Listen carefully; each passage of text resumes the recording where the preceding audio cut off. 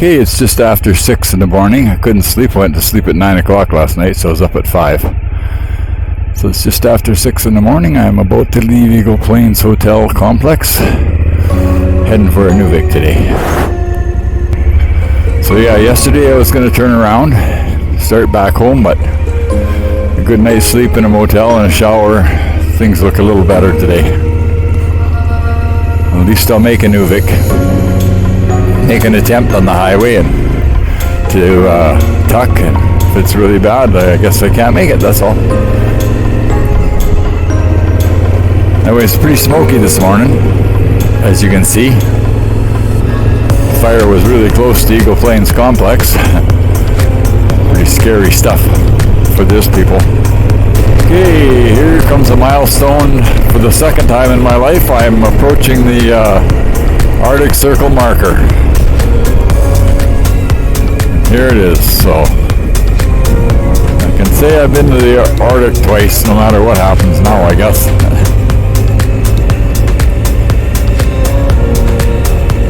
It's 7 o'clock in the morning. No traffic on the road. The road is really good. Way better than yesterday.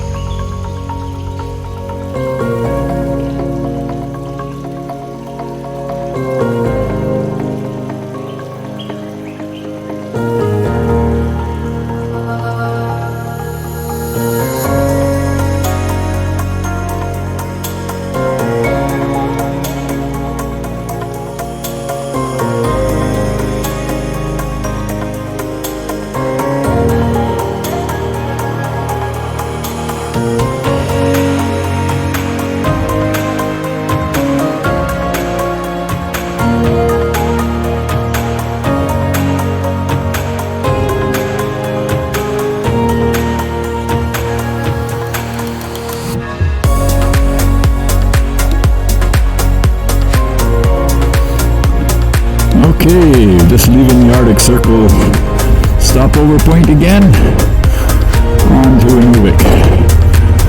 First thing to do is get to a ferry though. Boy oh boy, you have not seen mosquitoes until you've been to the Arctic. They are voracious and they must be starving to death because you can't stop for more than 15 seconds and they are on you. Like you wonder how do they find you, or where are they just lurking and waiting? Because it's surprising if they're just sitting around waiting for you to arrive at the Arctic Circle. But as soon as you stop, they're there. So they must be just swarming all over the place. I don't know what they eat. I haven't seen enough wildlife to provide enough blood to feed them, little beggars. But they just got a good feed out of me anyways, enough to reproduce for another couple of years. I don't know if they can stand northwestern Ontario blood or not. Well, I'm sure thinking if the road stays like this up here, it's awesome. Compared to the road on the other side of Eagle Plains, this is better than most blacktop we have at home. It won't be a struggle today if it stays like this. It's a great morning for riding. A bit of smoke in the air, all right, but it's fresh. Can't beat it.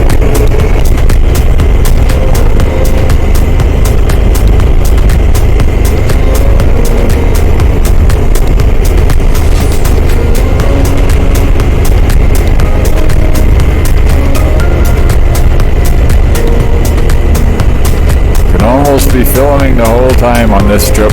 See how the road drops there and carries off across the prairie or whatever you want to call that, flatlands anyways. Pretty cool. It's like a dream, something you see on the movies or something.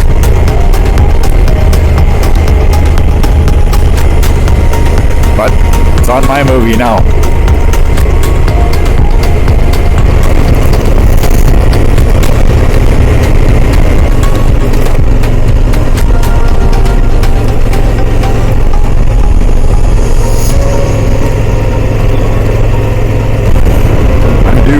I'm kind of at the summit here of something because we got snow and no trees, just grass. Feels like I'm pretty high altitude. I'm not sure where I am even. We're getting close to the Yukon Northwest Territories border. The Yukon Northwest Territories border.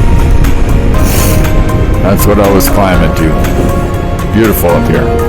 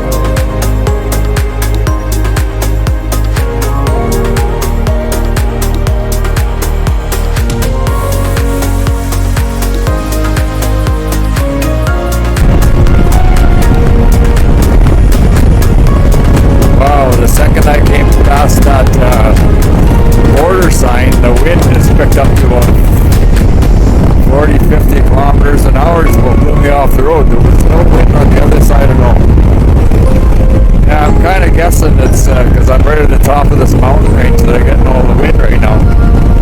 It's pretty windy and smoky. Wow, I missed that on camera, but I just chased a grizzly up out of the ditch. He was grazing in the ditch, and I guess the bike was making too much noise, and he was on a dead run, but he was big. He didn't have to run from me. I just shut the camera off from talking about the wind, and I have to look to my side, and there's a big bear running up the hill. Now, with all the bear excitement, I hadn't really noticed, but I'm into a different time zone again. I lost an hour there, I think. Now 20 after 9. I left at 6, so I think I've only been on the road 2 hours, so that would be time change at the Northwest Territories border, I guess. I am heading back east again, so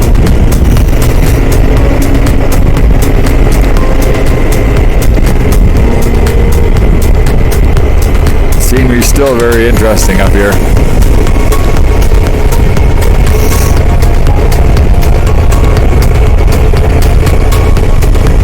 I don't think the camera will show the steepness of this hill, but it's steep. Fairly marbly gravel. So, a little practice for the other road when I hit it, I guess.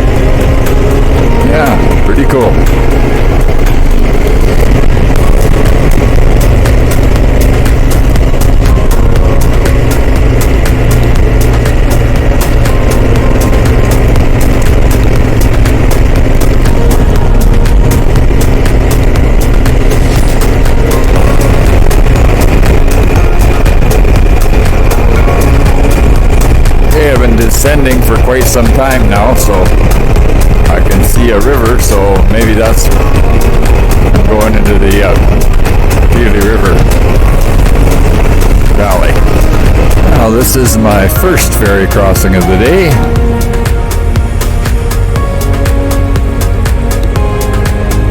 There's the times. First trip, last trip is 12:45 in the morning, and the first trip is at 9:30.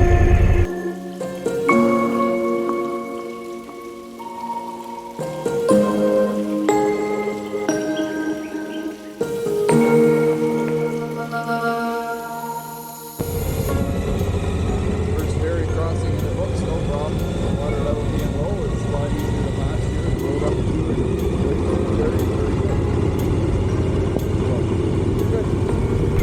it. So this is the campground that I was going to try make last night. I can't say the word even, but I'll go take a quick look. And yeah, too bad I hadn't made it. It looks pretty nice. Oh well.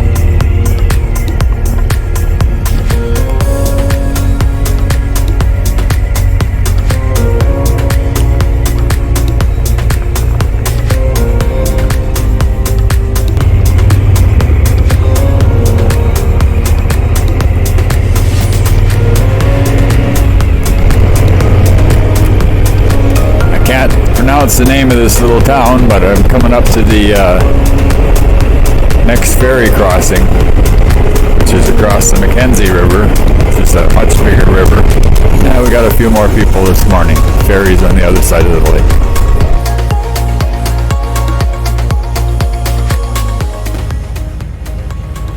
Well, here we go, the second ferry of the night of the day. Guys are waving in the background. This one's across the Mackenzie River. So, well on my way. This is about an hour and a half to Inuvic. Hopefully I can get a route there. And try to go into Tuck tomorrow.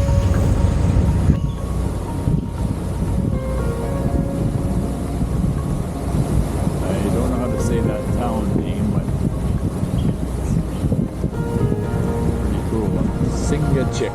So you say Singachik? Singachik! Singachik! Very okay.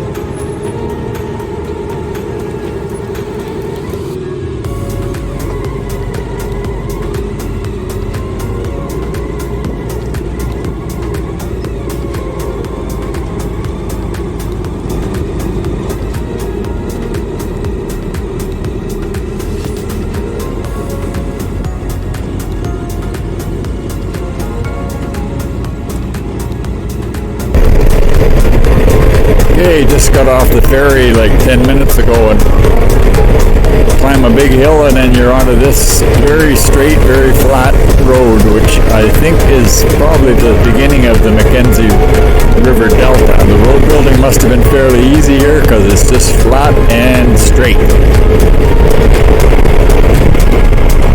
As getting closer to Inuvic here, you can definitely see that we're driving through, I guess that would be considered Arctic tundra. Very stunted trees, they're only 8-10 feet tall maybe. And everything looks like it's all swamp to me, but it's probably because it was the ancient delta, and I don't think we're very high above sea level right now. So anyways, that's the landscape now. Straight, flat, swampy, stunted tree growth. Well, looky here, I've reached the asphalt of Inuvic. So it's 1:30 in the afternoon. Temperature's 22 degrees here.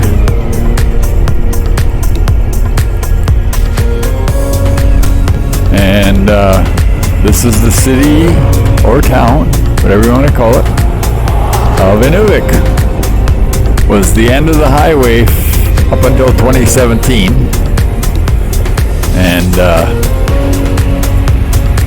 2017 they finished pushing the road the rest of the way to Tuktoyaktuk. So that's the big attraction now, is to make it to Tuktoyaktuk. That's my challenge too. Why, I don't know. Just a human challenge thing.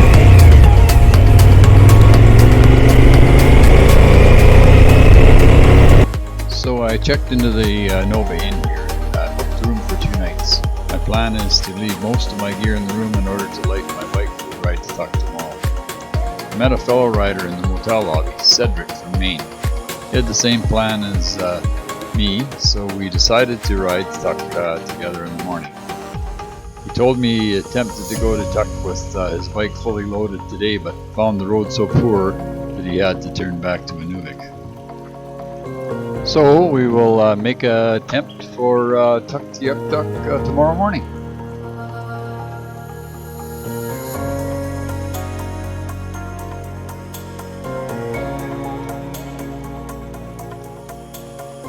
So if you guys like this video, consider hitting the like button and maybe even subscribe to my channel.